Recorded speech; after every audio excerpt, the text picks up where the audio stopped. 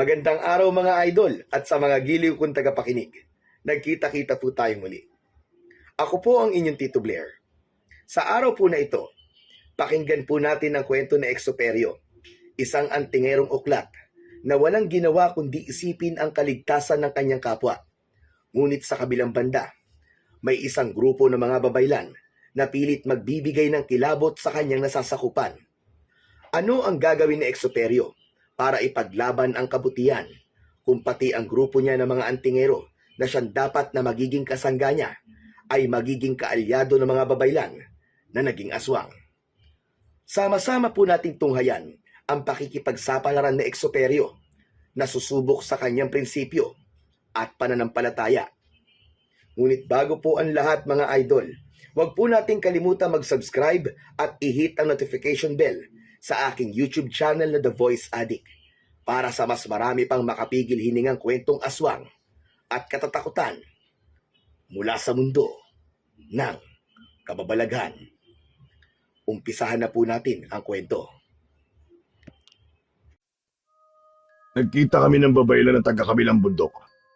Ninais niya makipagkasundo sa ating grupo para mas mapatibay natin ang ating depensa laban sa mga tulisan na nagpapahirap sa ating mga kababayan. Ngunit bakit nila naisipan ng ganyan? Simulat sa pulpa, hindi na tayo nagkakaintindihan, hindi ba? Iba ang aral na ating sinusundan at iba rin sa kanila. Kung tutusin, mas malakas pa nga sila kaysa sa atin dahil sila ang nagiging medium sa kalikasan at maging sa mga Diyos.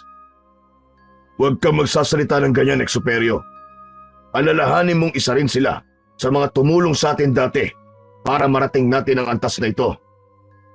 Oo nga, at isa sila sa mga gumabay sa atin para maging mataas ang antas ng ating karunungan. Pero, nung nagawa nilang hukay ng bangkay ng isang sinaunang aswang, alam natin kung ano na ang nangyari sa kanila. Kung nung una, kaibigan natin sila, ngayon, hindi ko alam kung maituturing pa ba natin silang kasangga. Basta, sasabihin ko sa ating grupo na aanib tayo sa kanila. Iisa lang ang pakay natin sa ngayon, at yun ay ang pangalagaan natin ng ating bayan.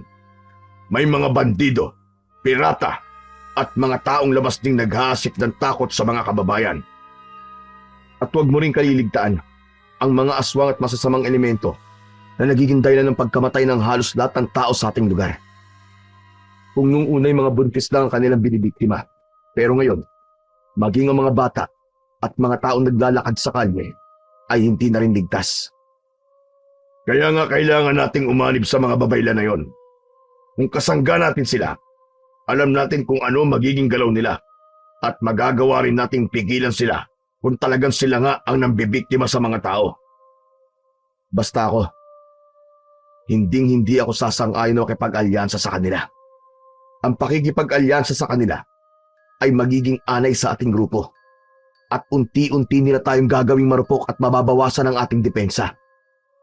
Alalahanin niyo na hindi na sila ang mga babaylang nakagisna natin. Sila'y sumusunod sa yapak ng isang ruha, sinaunang babaylan na naging aswang. Huwag ka na makipagtalo sa akin, Exuperio.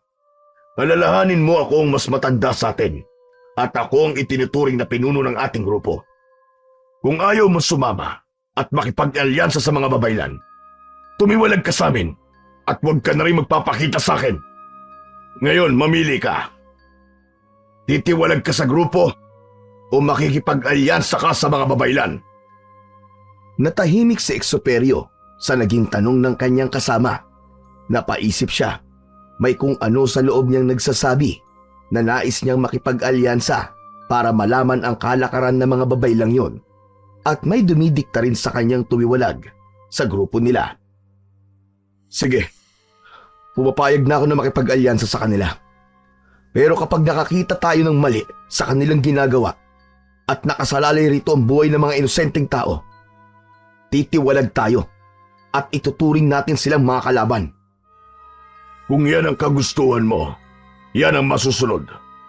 Pero huwag kang gagawa ng bagay na ikagagalit ko at ng mga babaylan.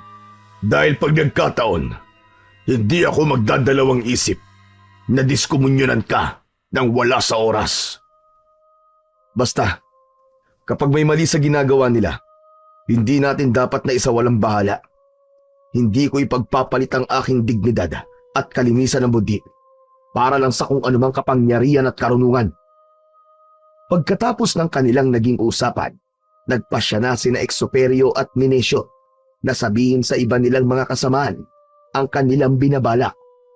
Tuwang-tuwa naman ang mga yon dahil makakaalis na sila sa kanilang kuta.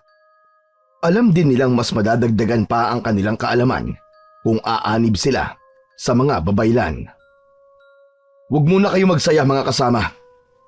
Aanib tayo sa kanila.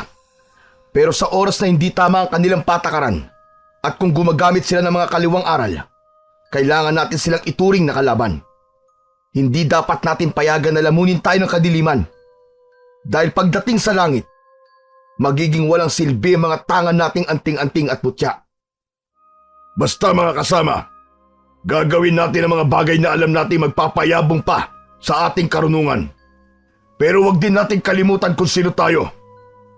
Ang mga babay lang yun ay iba sa atin at kailangan din natin mag-ingat sa kanila.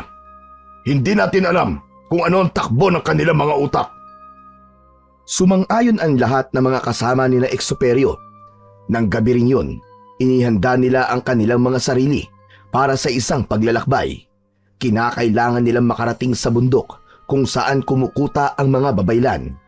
Inihanda na rin ni Exuperio ang mga agimat at anting-anting niya. Sinigurado niyang kumpleto ito at walang naiwan.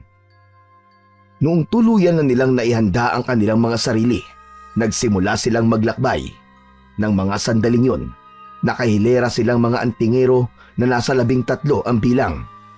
Habang naglalakad sila paalis sa kanilang kuta, kung ano-ano na ang kanilang napagkikwentuhan, ang iilan sa mga kasamahan ni Exuperio ay malakas ang paniniwalang hindi mga aswang ang mga babaylan.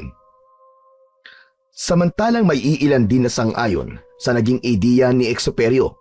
Nagkasundo silang lahat na kailangan nilang mag-ingat sa mga babaylan at hindi dapat nila pagkatiwalaan ito ng lubos. Nasa kalagitnaan sila ng kanilang paglalakad nang makaramdam sila ng kakaibang enerhiya sa paligid. Tumigil muna tayo at na makapagpahinga. Mukhang may hindi magandang enerhiya sa paligid. Kailangan masiguro natin ang ating kaligtasan. Kapag nakapagpahinga na kayo, halugugin niyo ang paligid. Exuperio, mauna ka at alamin mo kung may panganib na nakaamba sa atin. Sige, Minesio. Titignan ko ang ating dadaanan para makasigurado. Mas maigi nang malaman natin kung may bantabang naroroon sa paligid. Mahirap na. Baka kung ano pa ang mangyari sa atin. Pagkatapos niyang magwika, inihanda niya ang kanyang itak. Umusal na rin siya ng dasal para sa kanyang sarili at nag-orasyon na rin siya para sa tagabulag. Alam ni Exuperio na kailangan niyang maghanda dahil gabi noon at maraming mga elemento ang posibleng susugod sa kanya. Nagpasya na siyang umalis. Naging mabilis ang kanyang paglalakad habang pinakikiramdaman niya ang buong paligid. Noong nakalalayo na siya sa kanyang mga kasama, wala na siyang naramdamang kakaiba. Akmang babalik na sana siya nang sa hindi niya inaasahan may narinig siyang igik ng baboy. Minabuti niyang itaas ang hawak niyang sulo para mas malawak ang maabot ng liwanag nito. Walang ano-ano, may nakita siyang isang kulay itim na baboy ramo na may nagbabagang mga mata. Bunsod nito, sinadya niyang magpakita sa nilalang na yon para alamin kung isa itong banta para sa kanila. Sige, kung talagang matibay ang loob mo, sumugod ka sa kinatatayuan ko at magpambuno tayong dalawa. Hindi ko aatrasan ang mga kagaya mo. Titiyakin kong mamamatay ka ngayon din dito. Matapos magwika ni Exuperio, mabilis na tumakbo ang baboy ramo na may nagbabagang mga mata para sugurin siya. Mas pinili niyang wag hugutin ang kanyang itak nang sa gayoy malabanan niya ng mano-mano ang naturang aswang. Habang nasa ganong sitwasyon siya, nag-init ang pakiramdam ni Exuperio, tanda na may panganib na nakaamba sa kanya. Pagkalapit ng aswang, nagpambuno silang dalawa. Hindi ininda ni Exuperio ang dulas ng katawan nito. sapagkat nagagawa pa rin niyang mahawakan ang nilalang. Walang silbi ang dulas ng katawan mo. Ngayon, aalamin natin kung hanggang saan ang iyong kakayahan. Marahil mas madulas at mabilis ka dahil isa kang aswang. Pero, kaya kitang hulihin kung gugustuhin ko. Igik at angil ang nagawa ng baboy ramo habang sinusubukan niyang ibuwal sa lupa si Exoperio at itarak sa tiyan o tadyang nito ang kanyang mga pangil. Humugot naman ng kanyang lakas ang antingero. Umusal siya ng isang lihim na kataga, sabay padyak ng 3 beses sa lupa. Pagkatapos niyang gawin ito, tinapik niya ang aswang at walang kahirap-hirap na binuhat. Nang mapansin niyang nagpupumiglas ang aswang, walang pagdadalawang isip niya itong ibinalibag. Ito ang dapat sa'yo! Kung ako sana sa'yo, hindi na ako humarang sa daraanan namin. Ano bang binabalak mo, ha? Tatambangan mo kami? Diablong buang ka? Napaungol ng malakas ang baboy ramo nang bumagsak siya sa lupa. Kitang-kita ni Exoperio kung paano ito nagpalit ng kanyang anyo. Mula sa isang baboy ramo, naging isa itong mabalahibong tao na may nagbabagang mga mata at mahahabang mga braso at binti. Napaangil ito at napangisi kay Exoperio. Sa isang pagkisap ng mga mata ng antingero, mabilis na tumakbo ang aswang para atakihin siya. Hindi naman nag-alangan si Exoperio at sinalubong niya ito ng kanyang kamao. Dahil may orasyon sa suntok na ginagamit ang antingero, tumilapon ang aswang at napasubsob sa lupa. Sige! Bumangon ka! Bakit umaaligid ka sa amin, ha? Sino nag-utos sa'yo? Muling bumangon ang aswang. Napatitig siya ng mabalasik kay Exoperio habang nakangisi. Nagsimula na rin siyang maglaway na parabang sabik na sabik kay Exoperio. Patigas ka, ha? Kung hindi ka magsasalita at kung hindi mo sasabihin sa akin kung sino nag-utos sa'yo, wala na ako magagawa kundi ang patawan ka ng parusang kamatayan. Isang katagalang, titiyakin kong sasabog ka sa pwesto mo. Nanginig ang aswang sa naging banta ni Exoperio. Sinubukan niyang tumakas, ngunit napausal na ng dasal si Exoperio upang ipako ang aswang. Nang hindi na nito maigalaw ang kanyang mga paa, nataranta siya at naging panay ang paglinga sa paligid. Muling binalaan ni Exoperio ang aswang at sa pagkakataong yun, nagsimulang magwika ang aswang sa garalgal na tinig. May nag-utos man sa akin. Wala ka na ron. Nandito ako para patayin kayo. Maswerte ka lang at naunahan mo ko. Kung hindi, baka nilalantakan ko na ang mga laman loob mo. Pakawalan mo ko kung talagang matapang ka. Hayaan mo kong makagalaw. Napangisi si Exoperio. Kinalas niya ang orasyong ibinato niya sa aswang. Napaangin naman ang nilalang at bago pa man makapagsalita si Exoperio, naging mabilis ang paggalaw nun.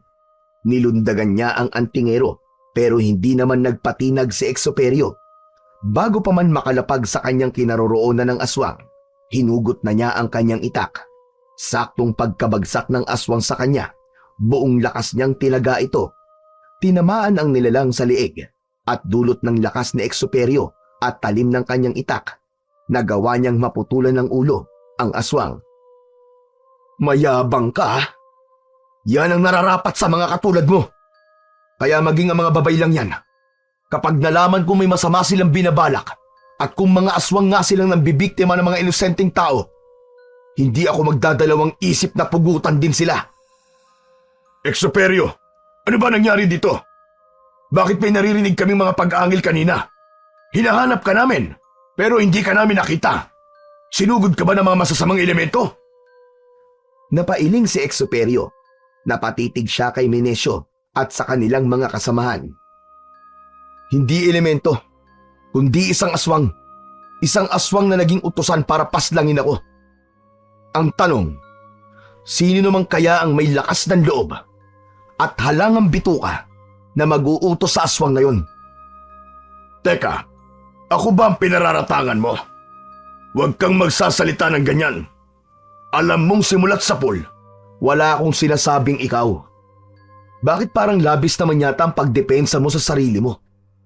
Hindi kaya may kahulugan talaga ang sinabi ng aswang na ito? Oh, ito ang kanyang ulo. Saluin mo. Dinampot ni Exuperio ang ulo ng aswang na kanyang napugutan. Walang pagdadalawang isip nitong itinapon yun kay Minesio na noon ay nasisindak. Napangisi na lamang ang lalaking antingero sa naging reaksyon ng kanyang kasama na halos namulagat ng gusto ang mga mata. Kapag nalaman ko kung sino man ang nag-utos sa aswang na ito at kapag may isa sa inyo magtatraidor sa akin, titiyakin ko magiging kapalaran nyo sinapit ng aswang na ito. Tama na. Magdaan-daan ka sa pananalita mo, Exuperio. Isang grupo tayo at walang traidor dito. Sige na mga kasama, magpatuloy na tayo sa ating paglalakad para makarating na tayo sa kabilang bundok. Alam niyong buong buhay ko ay inalay ko sa grupong ito at lahat kayo ay tinuring kong kapatid. Ayokong darating ang panahon na tayo-tayo lang din ang magpapatayan dahil sa ating mga prinsipyo. Basta, ang masasabi ko lang, kapag may hindi tama sa kalakaran ng mga babay lang yun, titiwalag na ako sa grupo at ipinapangako ko, lilipunin ko sila. At maging kayo, kapag nalaman kong patuloy kayo nakikisimpatya sa kanila, sa kabila ng ginagawa nila sa mga inosenteng tao, hinding-hindi ko kayo hahayaang mabuhay. Ilagay mo sa tama ang tapang mo, Exuperio. Alalahanin mong hindi ikaw may mas karunungan dito.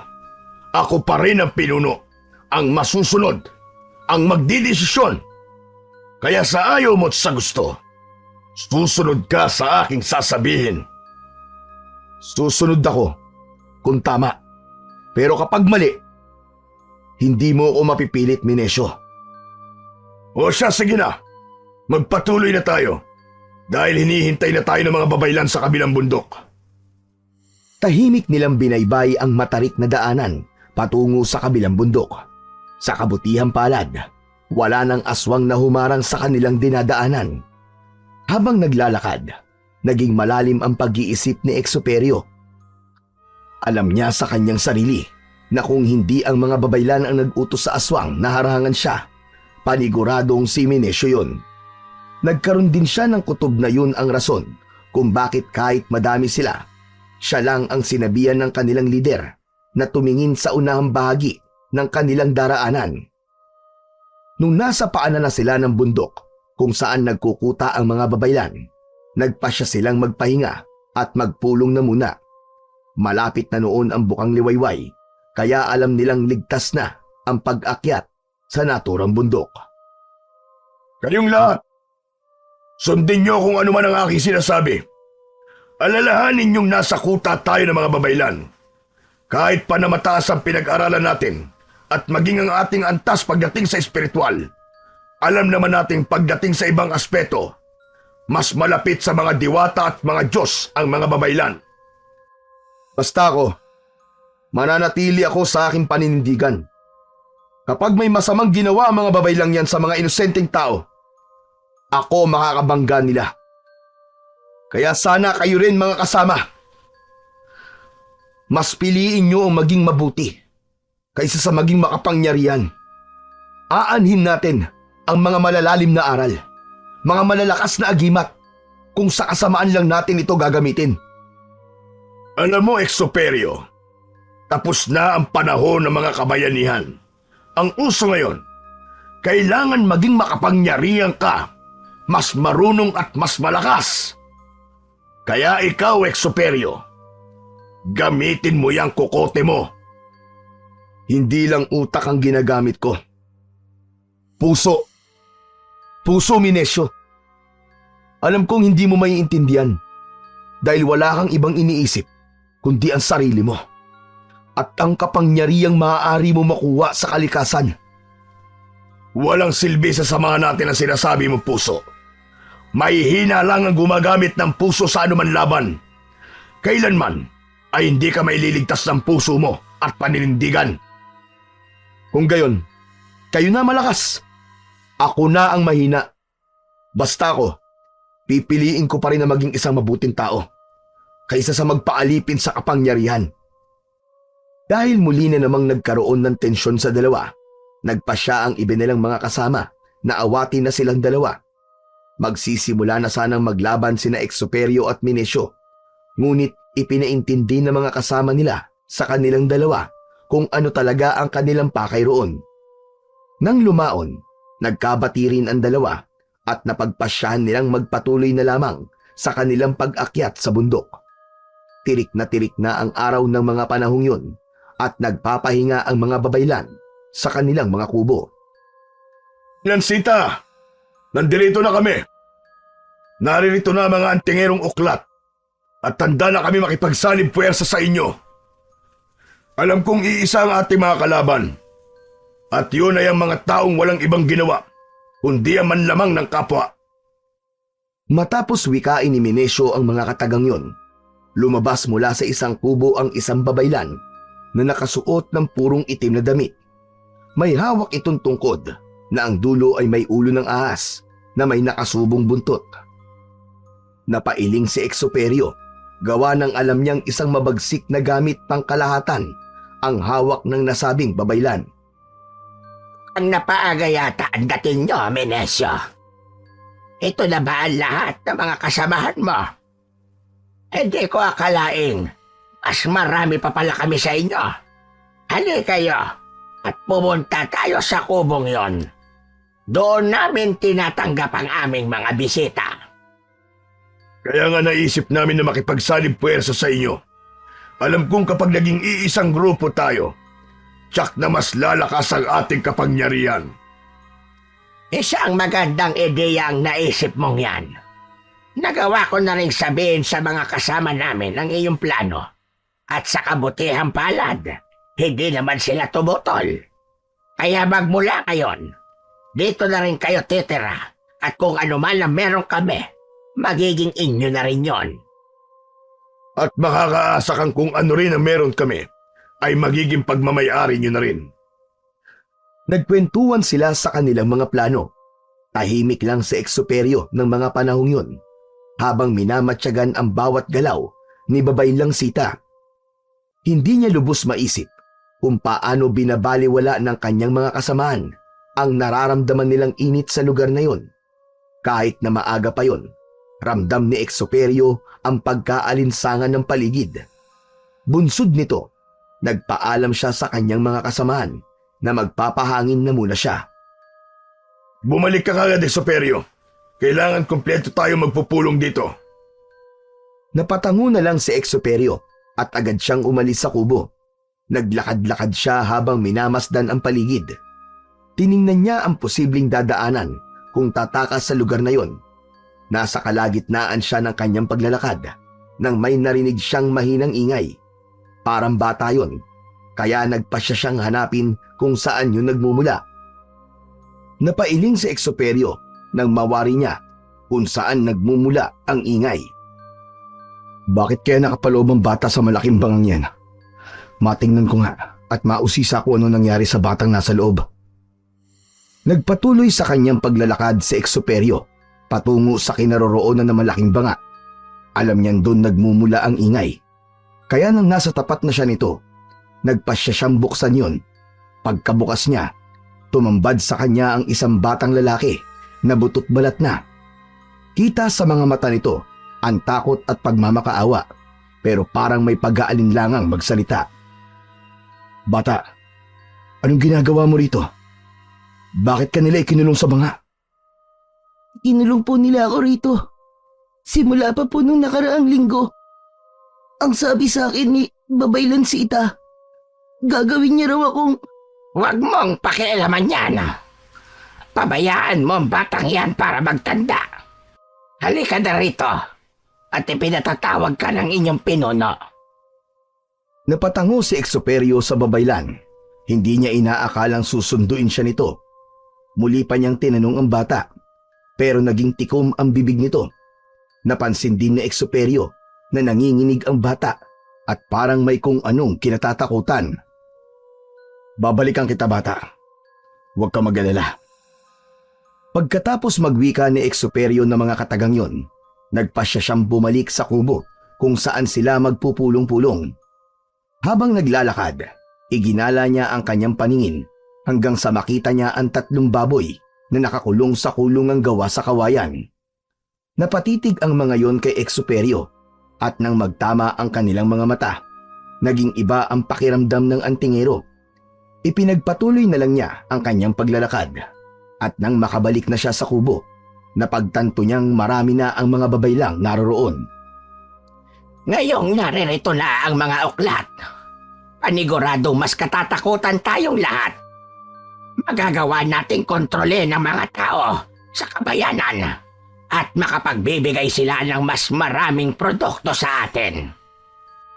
Ano ba ang ibig mong sabihin? Gagamitin mo kami para sa pansarili mong interes? Ganun ba?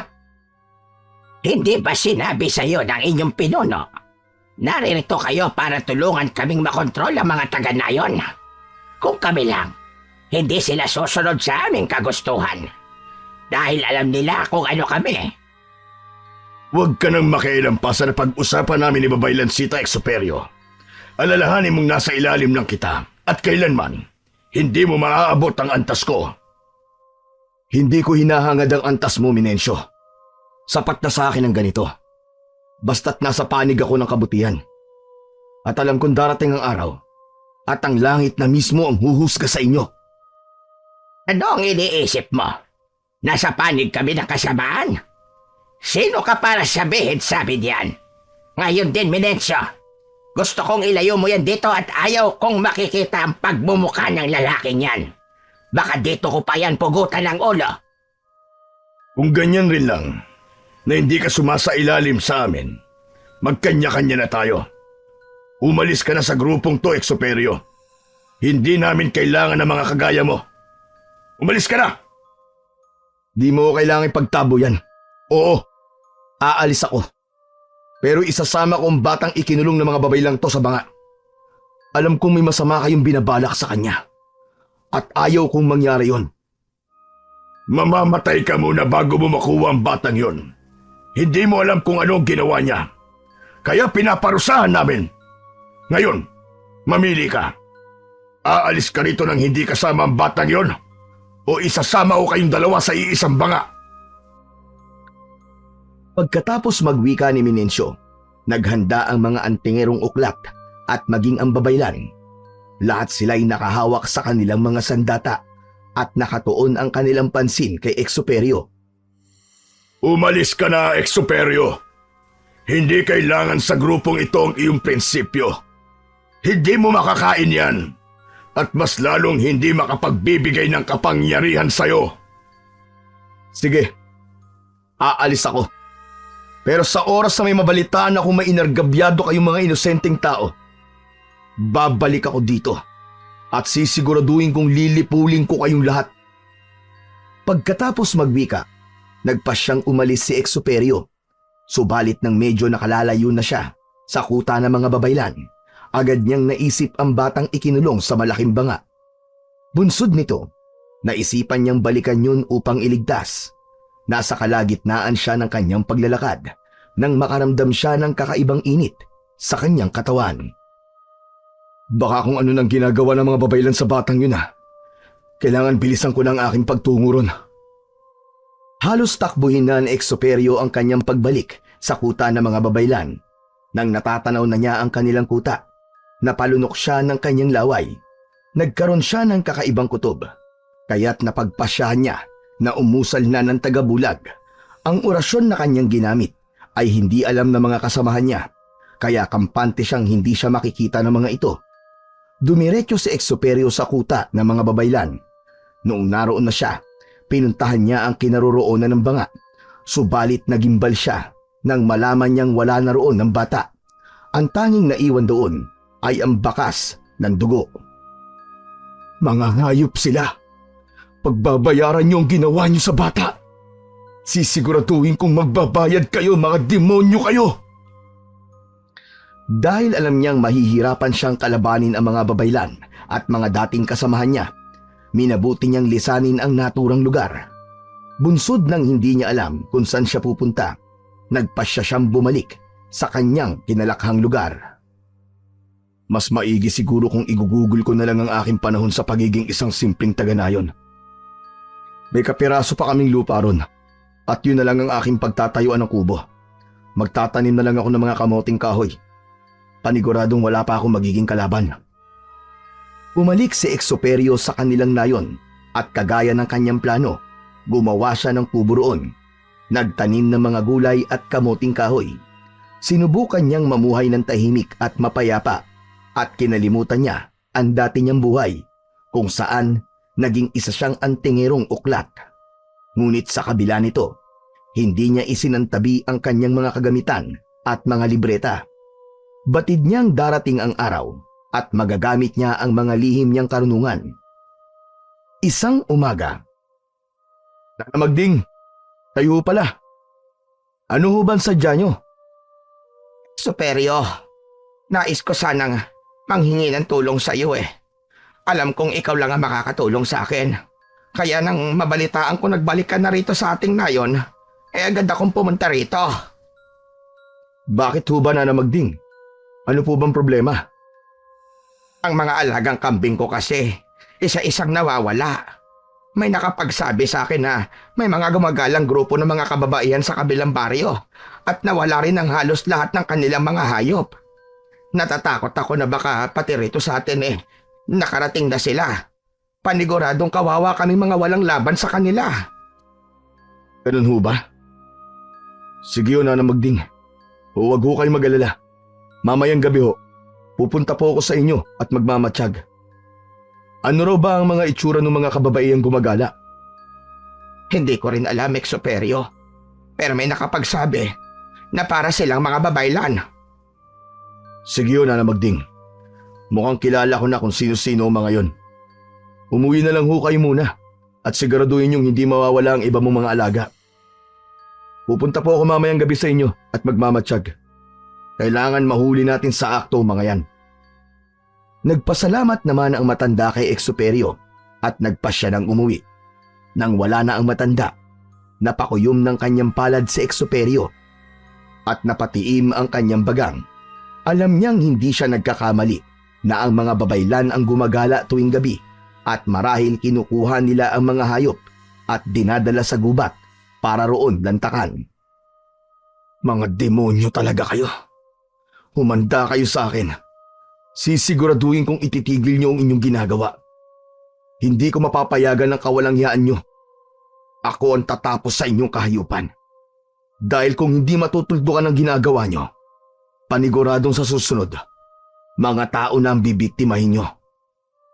Tinapos ni Exoperio ang kanyang mga gawain sa buong maghapon.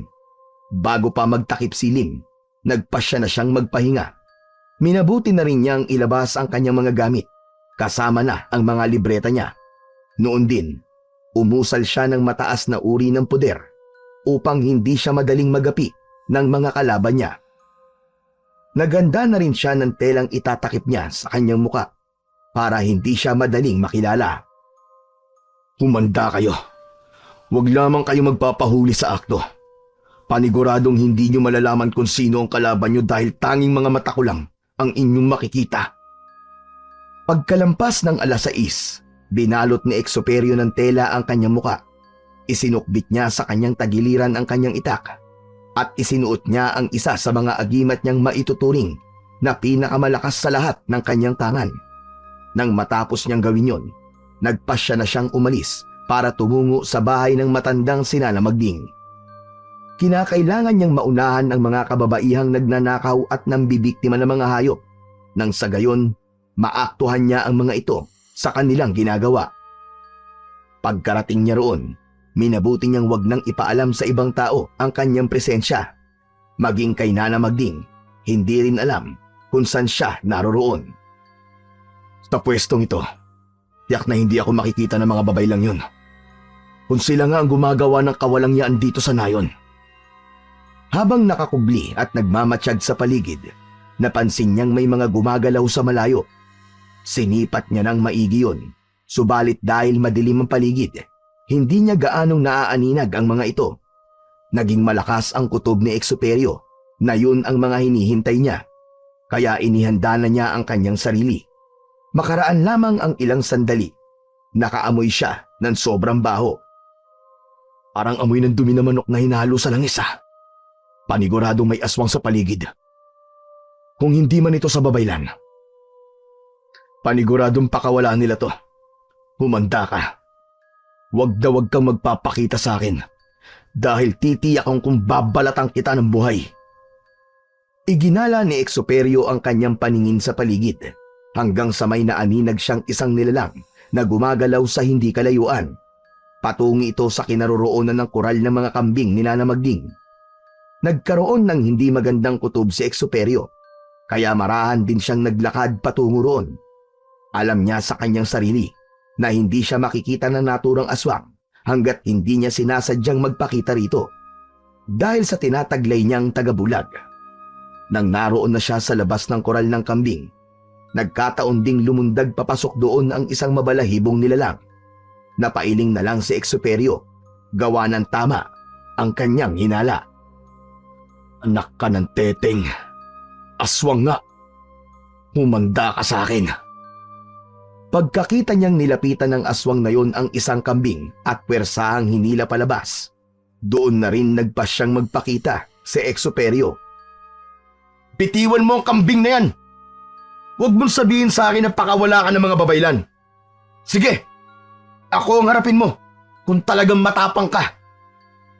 Napalingon kay Exoperio ang aswang. Ang nagbabaga nitong mga mata ay mas lalong nagliwanag. Napaangil ang nilalang at nang mismong sandaling yon, pinakawalan niya ang kambing para sumugod kay Exoperio. Kilala kita, kahit na itago mo pa yung mukha mo. Ikaw si Exoperio, ang dating uklat na antingerong tumiwalag sa grupo. Ano, masaya ba ang magtanim ng kaboting kahoy? Kung hindi ka umalis sa grupo nyo, paniguradong tinatamasa mo na rin kung aluman ang tinatamasa nila. Kismoso ka palang aswang ka, no? Wala akong pinagsisisihan sa naging desisyon ko. Pero ikaw, sigurado ko na magsisisi ka dahil sa ginawa mo sa mga alagang hayop na mga tao sa nayong to. Napatawa na lang ang aswang. Sinubukan niyang kalmutin si Exoperio, subalit naging mabilis ang paggalaw ng antingero, kaya nailagan niya ang pag-ataking yon ng aswang. Bago pa man muling makasugod sa kanya ang aswang, hinugot na niya ang kanyang itak. Pagkasugod ulit ng aswang sa kanya, mabilis siyang lumipat ng pwesto. Bago pa man mawari ng nilalang ang kanyang binabalak, nakapwesto na kagad si Exoperio sa bandang likuran nito. Sakto ring paglingon ng aswang, sinakal niya ang aswang at inambahang gigilitan ang leeg. O ano, matapang ka? Ngayon, sabihin mo sa akin ang nalalaman mo. Ang mga babaylan ba nag-utos sa'yo para gawin ito? Sila ba ang nakita ko sa malayo na gumagalaw at patungo sa kanayunan? Ano ang alam mo sa mga antingerong uklat na sumapi sa grupo ng mga babaylan? Sumagot ka! Napatawa ang aswang sa kaagad na napailing. Bunsod nito, nagpasya si Exoperio na hiwain ang ilong ng aswang gamit ang itak niya. Matigas ka talaga, ha? Ang susunod na paglapat ng talim nito ay sa lalamunan mo na. Kaya kung ako sa'yo, sabihin mo na mga nalalaman mo para pakawalan kita. Sige, tama ka. Tama ka. Ang mga babaylan at maging ang pinuno nyo ang nag-utos sa akin. Dinadala ko sa gubat ang mga nauhuli ko at doon nilalantakan ng mga babaylang aswang. Minsan, sila ang gumagawa yun. Pero mas madalas na ako sumusugod sa mga kabahayan para magdakaw ng mga alagang hayop. Magsasalita ka rin pala. Pinahirapan mo pa ako. Sige, ano pang nalalaman mo? Ano ang patungkol sa mga dati kong kasamaan? Tuluyan silang sumailalim sa kapangyarihan ng mga babaylan. May ipinapainom sa kanilang lahat na naging rason para maging sunod-sunuran sila. Parang naging mga utosang mandirigma sila na inihahanda para sa mga labanan. Nililang sila ng mga babaylan dahil wala silang nakuwang kahit na anong karunungan mula roon. Mga hangal sila, kaya mag-iingat ka, Exoperio. Alam kong darating ang panahon at magsasagupaan kayo. Isa pang bagay patungkol sa mga dati kong kasamaan. Sino ang nag-utos sa aswang para sana'y tambangan ako nung papunta pa lang kami sa kuta ng mga babaylan? Natahimik ang aswang. Ilang sandali pa, napatawa siya at iginala ang kanyang paningin sa paligid.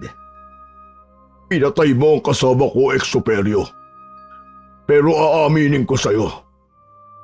Kilala mo siya. Si Minencio nag-utos. Dahil alam niya magiging hadlang ka sa mga plano nila ng mga babaylan. Ayos. Magaling ka naman palang kumante. Kung gayon, ito na ang gantimpala mo. Mamamatay ka na!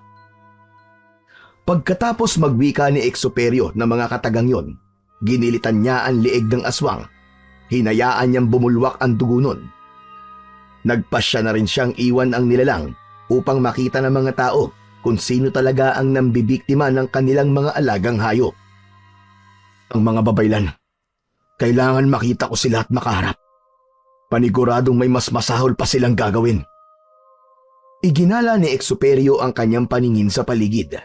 Nakiramdam siya sa buong nayon hanggang sa may narinig siyang mga ingay sa hindi kalayuan. Hindi nga lang niya matukoy kung sa nayon nila yon o sa kabilang baryo. At itiyak ko, sila yon. Humanda kayo ngayon sa akin. Patakbong pumunta sa Exuperio sa bahagi kung saan nagmumula ang ingay. Wala siyang naging pakialam kung matisod man siya o madapa. Hindi rin kasi gaanong maliwanag ang buwan kaya naging limitado ang kanyang nakikita. Makalipas lamang ang halos 15 minutong paghanap, natagpuan niya kung nasaan nagmumula ang ingay.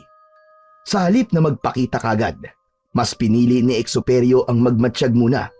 Habang nasa ganoong sitwasyon siya, nakita niyang hinihila ng isang babae ang babaeng buntis. Habang hinahawakan naman at pinipigilan ng 4 pa, ang lalaking marahil ay asawa ng buntis.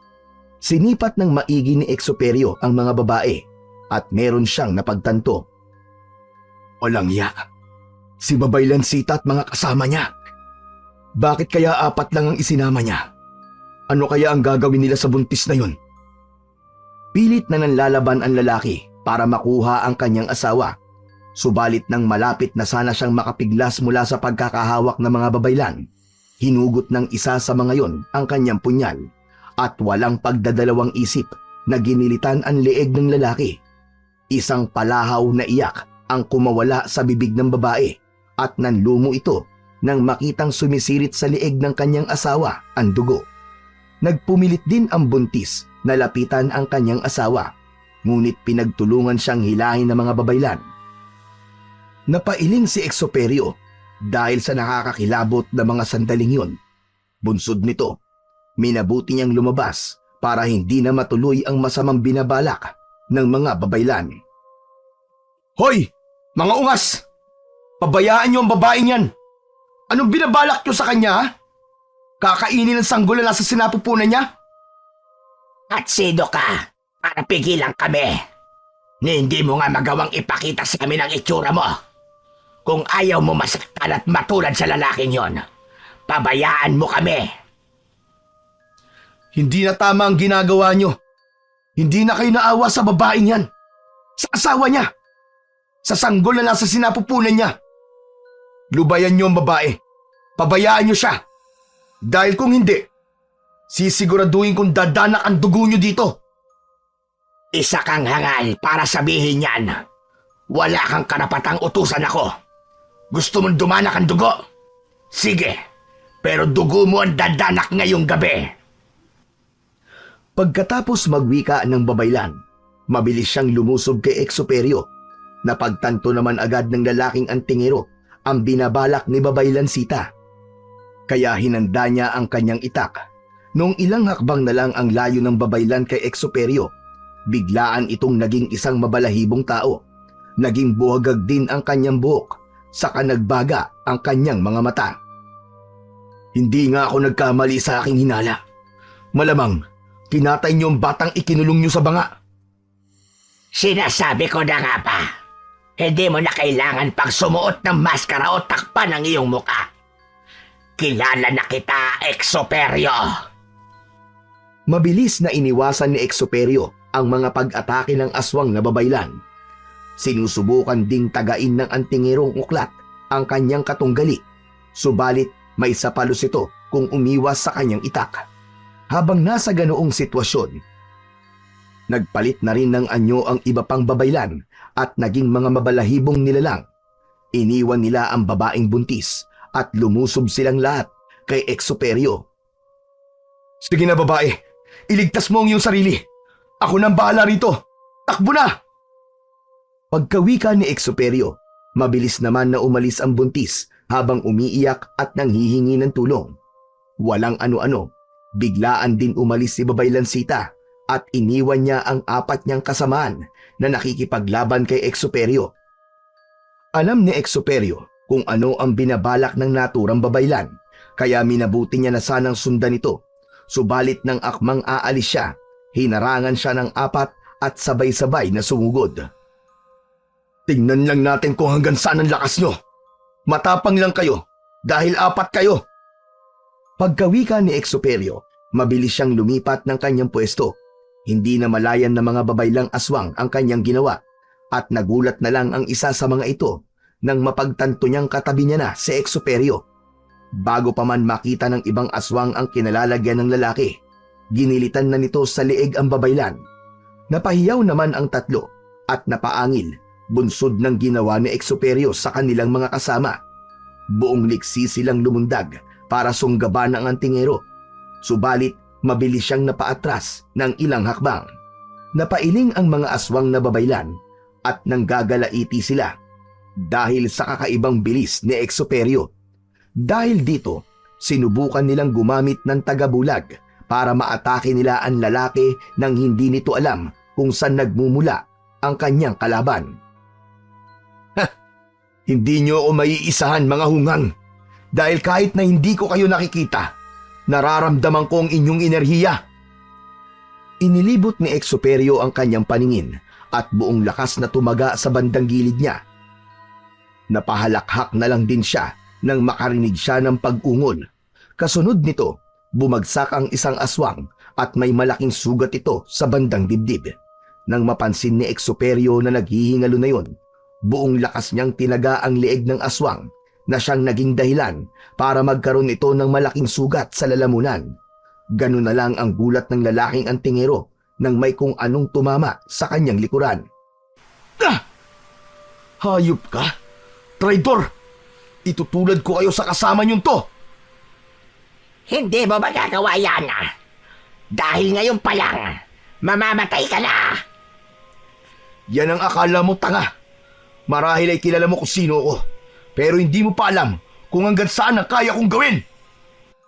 Nalaman ni Exoperio na sinubukan siyang atakihin ng mga aswang mula sa kanyang likuran. Mga duwag kayo! Nararapat lang kayong mamatay! Nang muling sumugod sa kanya ang 2 aswang, nagpasya siyang umusal ng dasal para mawala sa kanilang wisyo ang mga ito. Nang makita niyang panandali ang nawala sa sarili ang mga babaylang aswang, hindi na siya nag-aksaya ng kanyang oras at ginilitan niya ang mga ito sa leeg. Uy! Mga maihinang nilalang! Inaksaya niyo lang ang oras ko! Tumakbo siya ng mabilis para habulin si Babaylan Sita. Naging malakas ang kutob niyang baka bibiktimahin ng babaylang aswang ang buntis, kaya pinakiramdaman niya muna ang paligid. Nang lumaon, naaninag niya ang isang babae na lakad-takbo ang ginagawa. Nakita niya ring may humahabol dito, kaya alam niyang yun ang kanyang hinahanap. Mas lalo pa niyang binilisan ang pagtakbo niya hanggang sa ilang metro na lang ang layo niya sa babaylang aswang. Lubayan mo ang buntis na yan, Babaylang Sita! Ako ang harapin mo! Huwag kang makialam dito, Exoperio. Kung ayaw mong ikaw ang mapagbuntulan ko ng gutom. Sige, kalabanin mo ko. At kapag matalo mo ko, malaya kang gawin sa akin kung ano man ang naisin mo. Tumigil ang babaylang aswang. Pagkasabi nun ni Exoperio, mas lalong nagbaga ang kanyang mga mata at mas naging buhagag din ang kanyang buhok. Alam ni Exoperio na mas nag-ibayo ang lakas ng naturang aswang, kaya umusal na rin siya ng mas mataas na puder. Hindi pa man siya tapos sa pagpupuder, Sinugod na siya ng babaylang aswang. Ito ang dapat sa'yo! Ang bagal mo, babaylan. Subukan mo mas bilisan pa. Siguraduhin mo rin masusugatan mo ko ng iyong mga kuko. Huwag kang pakampante. Hindi ko pa ipinapamalas ang buong lakas ko. Kung gayon, ano pang hinihintay mo? Gamitin mo na ang buong lakas mo para mapatay mo na ako. Napatawa ang babaylang aswang. Noon din, nagbago siya ng kanyang anyo. Mula sa isang mabalahibong babaylan na may buwaghag na buhok, naging isa itong malaking aso na halos hanggang dibdib ni Exoperio ang taas. Sa lahat ng hayop na napili mo, yan pa? Sige, sumugod ka ulit at sisiguraduhin kong magiging pataba ka sa lupa. Umangil ang babaylang aswang na nasa anyong aso at mabilis na sumugod kay Exoperio. Agad namang pumwesto si Exoperio at nang ilang dipa na lang ang layo ng aswang sa kanya, lumundag ito patungo sa kanyang direksyon. Noon din, napausal ng dasal ang antingero at sinalubong ng pataga ang dambuhalang aso. Dahil sa kakaibang lakas niya, nadulot ng kanyang tangan, tumilapon ang dambuhalang aso. Pagkalapat ng katawan nun sa lupa, muli itong nagpalit ng anyo sa pagiging isang babaeng may mabalahibong katawan at buwaghag na mga buhok. Isa ka talagang hangal, Exoperio. Kung iniisip mong lalabanan kita para lang makuha ko ang iyong atay at puso, nagkakamali ka. Isa ka palang duwag, babaylan sita. Huwag mong sabihin na nagtatago ka lamang sa anino ng aking mga dating kasamahan. Huwag mong bangkitin sa akin yan. Dating kasamahan na ngayon naging alipin ko na lang. Lahat kayo ay pare-pareho. Binitiwan nila ang kanilang kaalaman dahil lang sa pangako ko sa kanila na dadalhin ko sila sa mas mataas na antas ng karunungan.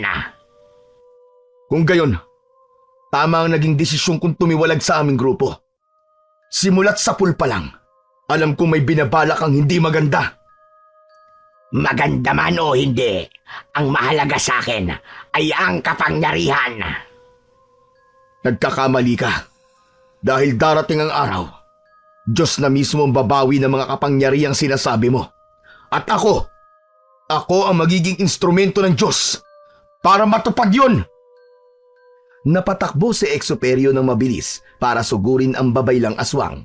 Nakita naman ni Babaylan Sita ang pagsugod sa kanya ng antingero. Kaya bago pa man makalapit ng gustoso Exoperio, lumundag siya at pagkaangat niya sa lupa, biglaan siyang nagpalit ng anyo sa isang malaking ibon. Napasulyap na lang yun sa lalaking antingero sa kalumipad na palayo. Bumalik ka rito! Duwag! Alam ko kung saan ka pupunta at kung ano ang iyong binabalak! Humanda ka! Napalingon sa paligid si Exoperio upang sana'y hanapin ang buntis. Pero nang hindi niya nakita ito, naisip ng lalaki na baka nakalayo na yon at nailigtas na nito ang kanyang sarili. Panigurado nakalayo na ang babaeng buntis at nakahingi ng tulong. Babalik na lang ako sa aking bahay at magsasanay para naman manumbalik ang lakas at liksi ko. Bumalik si Exoperio sa kanyang bahay at minabuting magpahinga na muna. Ngunit kahit na anong gawin niya, hindi siya makatulog. Sa tuwing ipipikit niya ang kanyang mga mata, nakikita niya ang mukha ng mga babaylan na nakangisi at animoy nanunuya. Bunsod nito, sa halip na matulog, mas pinili niyang magbasa na lang ng kanyang mga libreta. Kinaumagahan, sinimulan niya ang muling pagsasanay para mas palakasin ang kanyang kakayahang espiritual at pisikal. Pinili na rin niyang wag munang makipag-ugnayan sa mga tao. Makalipas ang 3 buwan. Exoperio, tulungan mo ko. Dinukot ng mga aswang ang aking apo. Marami na rin silang pinaslang na mga tao. Kailangan na matigil ang gawain nila to. Sige yun, Nana Magding. Aalamin ko kung sino gumawa nito. Malakas po ang kutob ko na ang mga babaylan at mga dati kong kasamahan ang naghahasik ng takot dito sa atin. Salamat kung ganun, Exoperio. Alam kong ikaw lang ang makakatulong sa aming lahat. Pagkaalis ng matanda, inihanda kagad ni Exoperio ang kanyang mga gamit. Hinasa niya ang kanyang itak. Nagpoder siya at tinawag ang lahat ng mga espiritu at anghel na pwedeng makatulong sa kanya. Nasa ganoong kalagayan siya nang mapatitig siya sa kalendaryo. Lilugan pala ng buwan. Pero hindi. Hindi ko pa pwedeng palampasin ang ginawa ng mga aswang na yon. Maging ang aking mga dating kasama. Kailangan mapaslang ko silang lahat upang wala na magasik ng takot dito sa kanayunan. Noong batid niyang handa na siya sa susuunging laban, nagpasya si Exposerio na lisanin ang kanyang bahay. Naglakbay siya patungo sa bundok kung saan nagkukuta ang mga babaylang aswang at maging ang mga dating kasamahan niyang mga antingerong uklat. Sakto namang takip silim na nang makarating siya sa paanan ng bundok. Hindi maganda ang kutob ko rito. May mga nag-aabang sa akin. At anumang oras aatake sila. Pero hindi ako dapat matinag. Mga hayop kayo. Uubusin ko kayong lahat. Nang maramdaman ni Exoperio na humina na ang enerhiyang nararamdaman niya, nagpasya siyang magpatuloy sa kanyang pag-akyat sa bundok. Alam niyang matarik ang kanyang daraanan, kaya kinakailangan na rin niyang mag-ingat. Nasa kalagitnaan na siya ng paglalakad, nang biglang, Aba! At bumalik pa talaga rito ang traidor sa grupo. Oo, nagbalik ako, Minencio, para patayin kayong lahat. Sagad na sa buto ang kalapastangan ng ginagawa niyo sa mga tao. Hindi na maatim ng konsensya kung pabayaan sila at hayaan kayong mamiktima. Habang pinagmamasdan ni Exoperio ang dati niyang kasamahan, napansin niyang may kakaiba rito. Tama nga pala ang balitang nakarating sa akin. Naging aswang na kayo, Minencio. Oh, tama ka, Exoperio. Para madali kitang mapapatay. Matapos magwika, sumugod kay Exoperio si Minencio. May hawak itong sibat at habang tumatakbo, sinubukan niyang sibatin ang dating kasama. Sa kabutihang palad, nagawang makaiwas ni Exoperio. Mabilis na sinunggaban ng aswang si Exoperio at nagpambuno silang dalawa. Naging mas maliksi si Minencio, subalit hindi rito nagpasupil si Exoperio. Kung nakinig lang sana kayo sa akin, hindi kayo magiging ganyan. Nilinlang lang kayo ng mga babaylang yun. Wala akong pinagsisisihan sa aking ginawa. Kung naging aswang man kami, paraan yun para mas lalo pang lumawak ang aming kapangyarihan.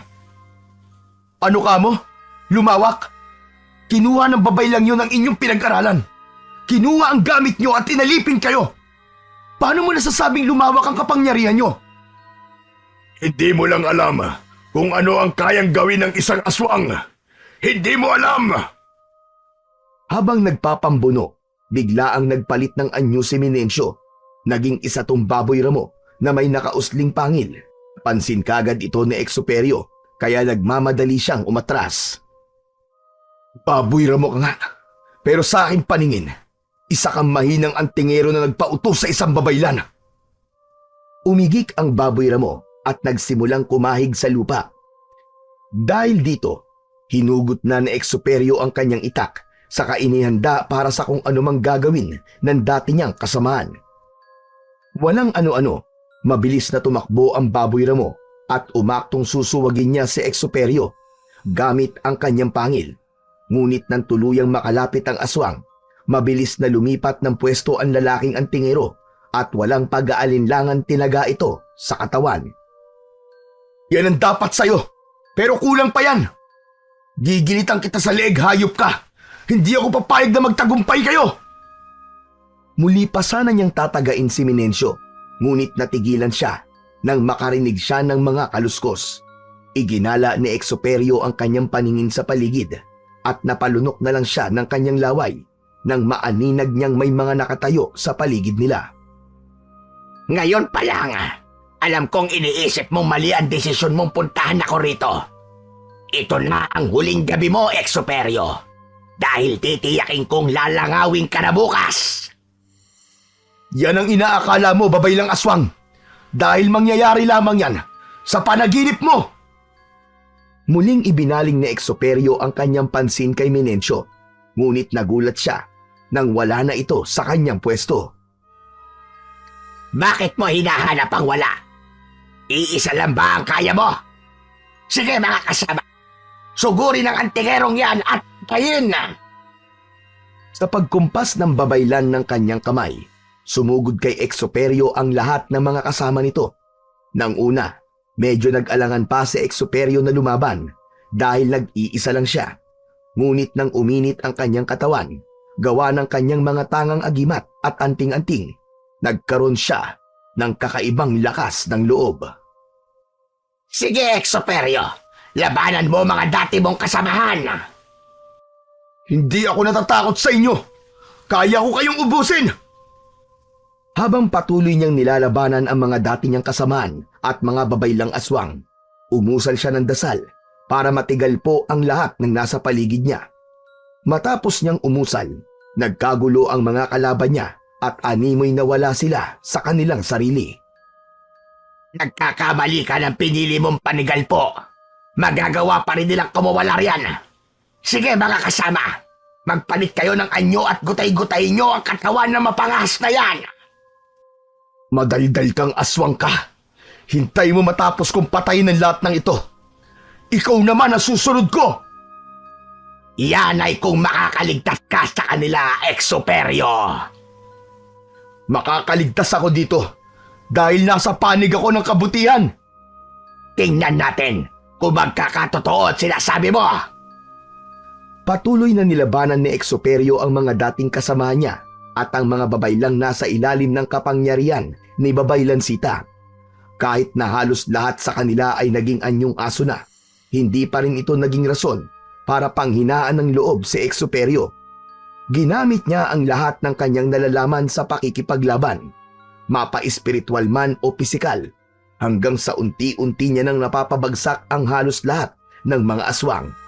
Magsasalita pa sana ang lalaking antingero at nang mapalingon ito kay Babaylan Sita, wala na ito sa kinaroroonan niya. Duwag talaga ang hayop. Hoy! Kayong lahat! Ang mga katulad niyo ay walang karapatang mabuhay sa mundong to. Ang mundo ay para sa mga nilalang na may mga mabubuting hangarin sa kapwa at hindi sa mga kagaya niyong ginagamit ang antas ng karunungan para manlamang at pumatay ng kapwa. Ang bawat aswang na lumalapit kay Exoperio ay sinisigurado niyang kanyang napapatay. Makaraan pa ang halos 30 minuto. Lahat ng mga kalaban niya ay nabuwal sa lupa at wala ng mga buhay. Dumanak ang kanilang dugo at ang iilan sa kanila ay nagkalat sa lupa, ang mga utak at lamang loob. Tatapusin ko ngayong gabi ang inyong paghahasik ng lagim. Alam kong babalik kayo sa inyong kuta para kunin ang iilang mga mahahalagang bagay at tatakas kayo. Pero hindi ko papayagang mangyari yun. Mga demonyo kayo!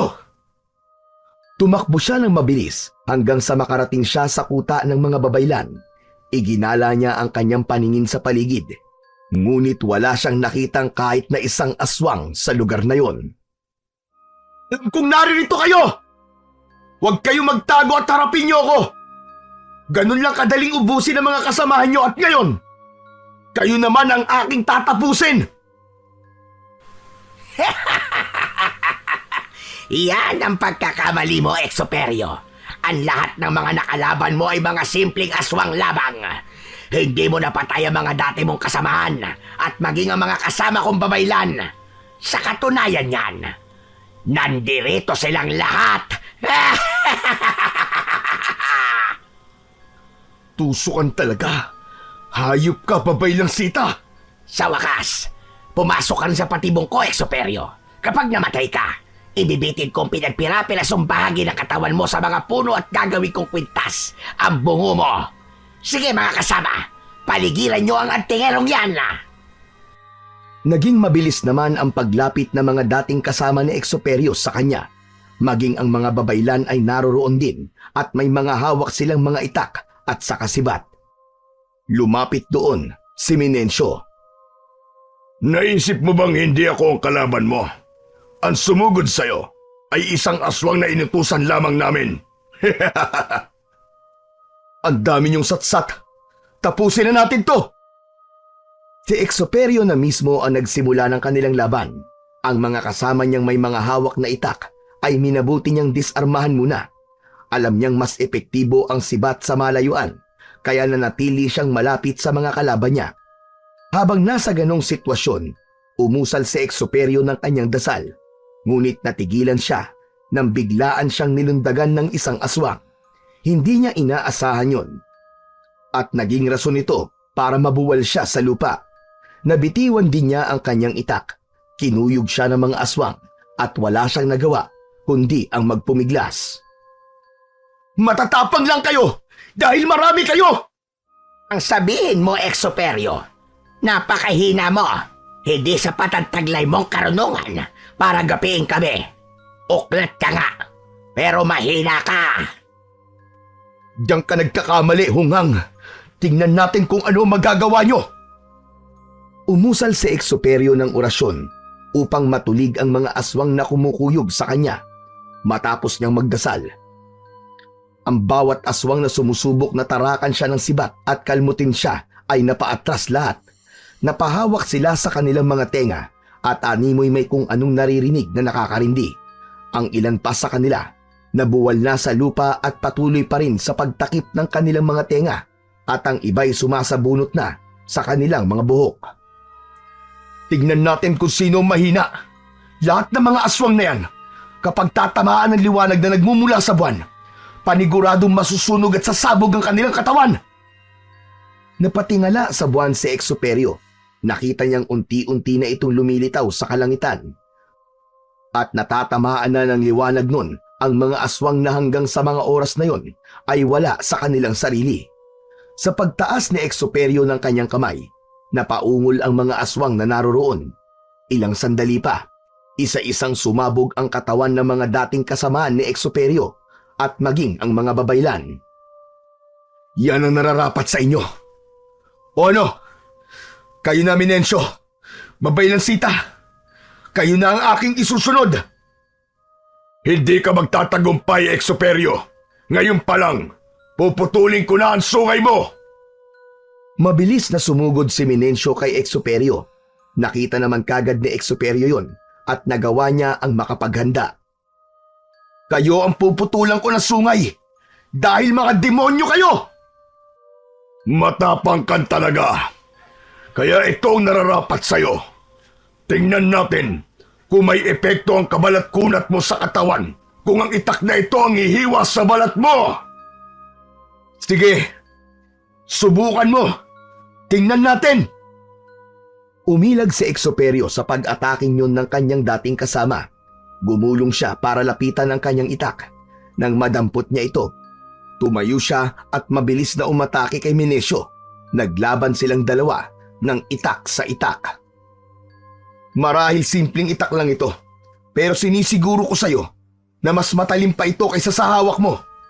Kapag napatay na kita, Minencio, isusunod ko yung babaylang aswang na dinidiyos mo.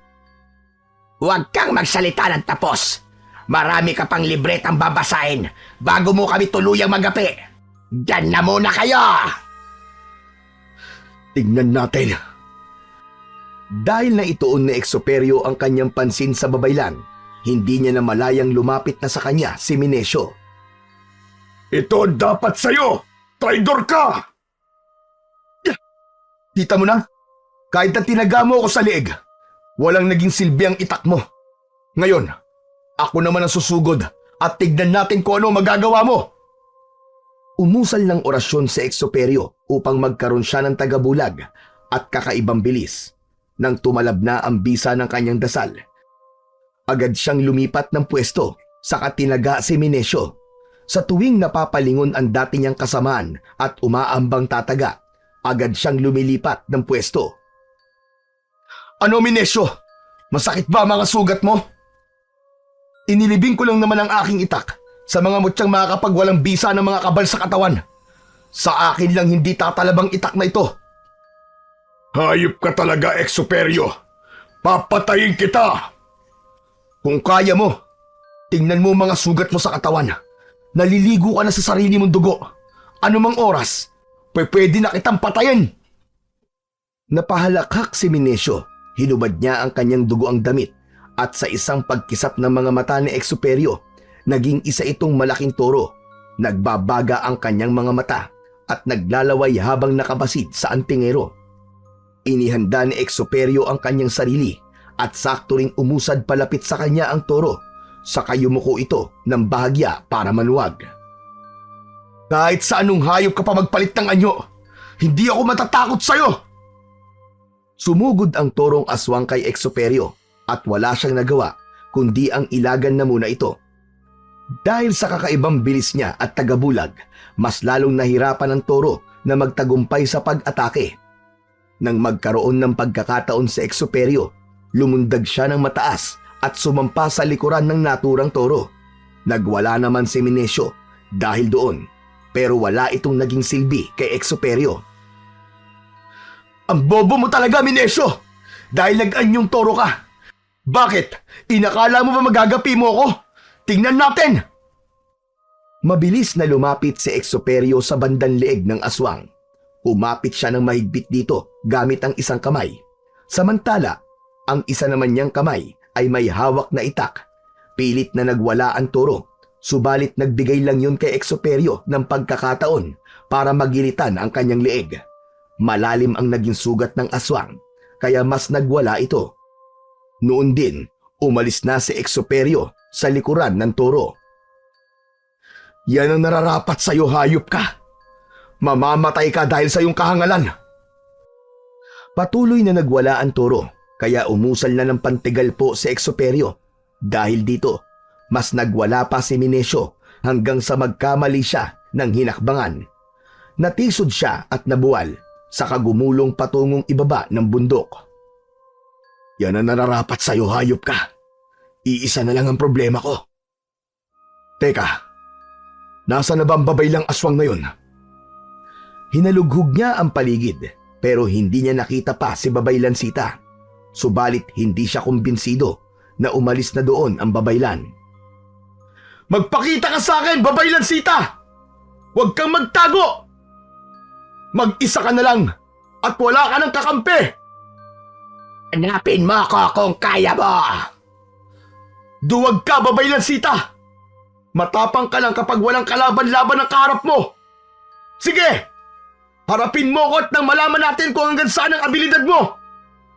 Siguro nga hindi ka totoong babaylan. Dahil ang babaylan ay lumalaban ng patayan. Hindi kagaya mo! Nagtatago! Hindi ako nagtatago. Tumingala ka at makikita mo ako. Hindi mo ginagamit ang pandama mo at yan ang ikababagsak mo! Tumingala si Exoperio at nakita niyang nakalutang sa ere si Babaylan Sita habang hawak ang kanyang tungkod. Hindi mo ko masisindak sa palutang-lutang mong yan. Tingnan natin kung hindi ka babagsak. Anong akala mo? Bibigyan kita ng pagkakataon para tirahin ako ng tigalpo at pabagsakin. Noon din, bumaba si Babaylan Sita at lumapag sa harapan ni Exoperio. Bago pa man makapaghanda ang lalaki, sinugod na siya ng babaylan. Hindi inaasahan ni Exoperio ang lakas at bilis ni Babaylan Sita. Gulat ka ba? Gusto ko lang sabihin sa'yo na nung binitiwan ng mga kasama mo ang kanilang karunungan, ako ang sumalo. Kaya nagagawa ko ng lumipad kahit nasaan yung babaylan lang ako. Napaka-demonyo mo talaga, Babaylan Sita. Lahat gagawin mo para lang magkaroon ka ng kapangyarihan. Hindi mo lang alam kung gaano kasarap ang magkaroon ng kapangyarihan. Halos kapantay na ang langit. Papatayin kita, hayop ka! Mabilis na sinugod ni Exoperio ang babaylan, ngunit nang akmang tatagain na sana niya si Babaylan Sita, biglaan itong nawala. Napaungol na lang siya noon nang makaramdam siyang may tumama sa likod niya. Babaylan Sita! Labanan mo ako ng patas! Huwag kang tumira ng patalikod! Sinasabi mo lang yan dahil hindi mo ko kaya. Kung sumusuko ka na, sabihin mo lang. Napailing si Exoperio at noon din, ginamit niya rin ang kanyang bilis. Bago pa man makaatake ulit si Babaylan Sita, nagawa niya ng makarating sa bandang likuran ng naturang babaylan. Hindi na rin nag-aksaya ng panahon pa si Exoperio at tinaga niya ito. Nasugatan ng babaylan kaya napaungol ito at galit na humarap sa lalaking antingero. Ngayon, masaya ka na ba? Dahil nilaro ko na din ang laro mo. Tingnan natin kung sino mananalo sa ating dalawa. Ito ang dapat sa'yo! Bago pa man maisakatuparan ng babaylan ang pagsugod niya kay Exuperio, nawala na siya sa kanyang kinatatayuan at lumitaw siya sa likuran ni Babaylan Sita. Tinaga ito ni Exuperio sa bandang batok na siyang naging rason para mabuwal siya sa lupa. Yan lang ba ang kaya mo, Exuperio? Masdan mo kung paano maghilom ang sugat ko. At sa muli kong pagbangon, sisiguraduhin kong madudurog ka. Tingnan natin kung sino sa atin ang madudurog, hangal! Kasabay ng paghilom ng sugat ng babaylan, nagkaroon siya ng malalapad na pakpak na kawangis ng sapaniki. Pumagaspas ito ng ilang beses at unti-unti siyang umangat sa lupa. Ang kanyang mga mata ay lalong nagbaga at ang kanyang mga kukoy humaba at naging matatalas. Ito ang kapangyarihang sinasabi ko sa'yo, na walang kapantay. Hindi ako naniniwala. Kung walang kapantay ang iyong kapangyarihan, sana'y wala ka rito sa lupa. Kung sa bagay, hindi ka dapat pumunta sa langit. Ang dapat sa'yo! Hindi na naipagpatuloy ni Exuperio ang kanyang sasabihin. Biglaan siyang dinagit ni Babaylang Sita at iniangat sa ere. Pilit namang nagpumiglas ang antingero pero hindi niya magawa. Nabitiwan na rin niya ang kanyang itak dahil sa biglaang pangyayari. Tingnan natin kung sino madudurog sa mga bato. Tiyak na pulbos pati ang mga buto mo. Sige lang, Babaylang Sita! Pero sa oras na walang masamang mangyayari sa akin, titiyakin ko babalikan kita at magiging kapalaran mo rin na naging kapalaran ng mga kasamaan mo! Mas lalo pang pumaitaas ang babaylan. Tumatawa pa ito habang nakamasid sa paligid. Samantala, tahimik naman at kalmadong nagdasal si Exuperio. Alam niya sa kanyang sarili na hindi siya pababayaan ng kanyang mga gabay at maging ng kanyang mga tangang agimat. Katapusan mo na, Exuperio. Mababawasan na ang hambog na tao rito sa mundo. Kung yan ang paniniwala mo, sige! Noon din, binitiwan ng babaylan si Exuperio at pinagmasdan ito habang nahuhulog sa bundok. Subalit sa kung anumang rason, tila nagmistula siyang bulak na marahang bumababa sa lupa. Habang nasa ganoong sitwasyon, nakamasid ang lalaking antingero sa babaylan na nakalutang pa rin sa ere. Nagkakamali ka sa naging desisyon mo. Ikaw ang bubulusok sa ating dalawa dahil matagal ko nang naibaon sa katawan ko ang mutya ng bulak. Pagkakita ng lalaking antingero ng matayog na kawayan, naisipan niyang doon siya lalapag. Ipinihit niya ang kanyang katawan patungo roon at napangisi siya nang matagumpay niyang nagawa ang kanyang binabalak. Nakita yun ng babaylang aswang kaya lumipad ito papalapit kay Exuperio. Mautak ka, Exuperio, pero hindi mo magagawang takasan ng kamatayan. Ngunit mas mauuna ka sa akin! Ito ang nararapat sa'yo! Mabilis na umatake kay Exuperio si Babaylang Sita, ngunit naging maliksi rin siya at nagawa niyang lumipat sa kabilang dulo ng kawayan. Ang bagal mo kapag nasa ere! Bilisan mo na magkaroon ka ng pagkakataon para mapatay ako! Akala ko ba'y makapangyarihan kang uri ng babaylan, ha? Ni wala nga naging silbi ang pagiging aswang mo! Sa ating dalawa, ikaw ang walang silbi. Ang dapat sa'yo, mamatay! Huling umatake ang aswang kay Exuperio, pero sa pagkakataong yun, nilabanan siya ng mano-mano ng antingero. Naglaban silang dalawa habang nakatayo sa pinakadulong bahagi ng kawayan. Pasalamat ka at may mutya ka ng bulak. Kung hindi, kanina ka pa nahulog. Ikaw ang magpasalamat dahil may pakpak ka. Kung wala yan, isa ka lamang babaylang walang alam gawin kundi ang manakot sa mga walang kalaban-laban. Nang mga panahong yun, umusal ng orasyon ang lalaking antingero para magawa niyang tawagin ang makapangyarihang kidlat ng anghel na si Metatron. Pagkatapos niyang umusal, nakaramdam ng kakaibang init sa kanyang katawan ang lalaking antingero at noon din mismo, mabilis siyang lumipat sa sanga. Umalik ka rito, duwag! Hintayin mo ko riyan at nang malaman mo ang kalalagyan mo! Susundan sana ni Babay Lansita si Exuperio, ngunit natigilan siya nang nagkaroon ng labis na nakakasilaw na liwanag sa kalangitan. Ayup ka! Katapusan mo na ngayon, Babay Lansita! Tingnan natin kung hanggang saan naabot ang kapangyarihan mo kapag kidlat na ni Metatron ang iyong mga kasagupa! Hindi! Hindi ito maaari! Idadamay kita, Exuperio! Mamamatay ka rin! Tinamaan ng isang malakas na kidlat si Babay Lansita. Napahiyaw na lang ito at hindi niya na nagawa pang balansein sa ere ang kanyang katawan. Sinundan na lang siya ng tingin ni Exuperio hanggang sa ito'y nahulog na sa mga batuhan. Yan ang dapat sa mga kagaya mong demonyo. Magmula ngayon, magiging payapa na ang nayon at wala na rin banta sa mga tao. Kayo at ang mga kasamahan mo ay magsama-sama na sa impyerno kung saan kayo nararapat. Nagpasalamat si Exuperio sa Panginoon dahil pinakinggan nito ang pagsusumamo niya. Nagpasalamat din siya kay Anghel Metatron dahil sa malakas na kidlat.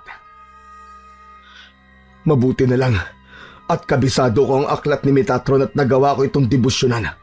Malamang baka ako pa ang nahulog kung nagkataon. Mabilis na bumaba sa kawayang yon si Exuperio. Hinanap niya ang kinabagsakan ng babaylang naging aswang. Subalit hindi niya na nakita ito. Ang tanging naroroon sa bahagi kung saan bumulusok si Babay Lansita ay ang tumpok ng abo na marahil abo niya. Isang pambihirang pagkakataon na masaksihan kung paano sumabog ang kidlat ni Metatron. Mapalad pa rin ako. Dahil kahit ang mga bagay sa espiritual na mundo ay nagagawa kong masilayan. Minabuti ni Exuperio na lisanin na lang ang bundok na yon. Napagpasya niyang bumalik na sa kanyang nayon at doon na ipagpatuloy niya ang kanyang simple at payapang pamumuhay. Magmula noon, hindi na rin nagkaroon ng mga kaguluhan na kinakasangkutan ng mga aswang.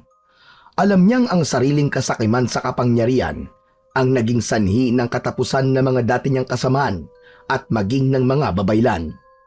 Ang paghahangad ng labis na kapangyarihan na kapantay ang langit ang tumapos sa kanila. Isang umaga, may dayong bata ang napadpad sa baryo ni na Exuperio at nakarating ito sa tapat ng kanyang bakuran.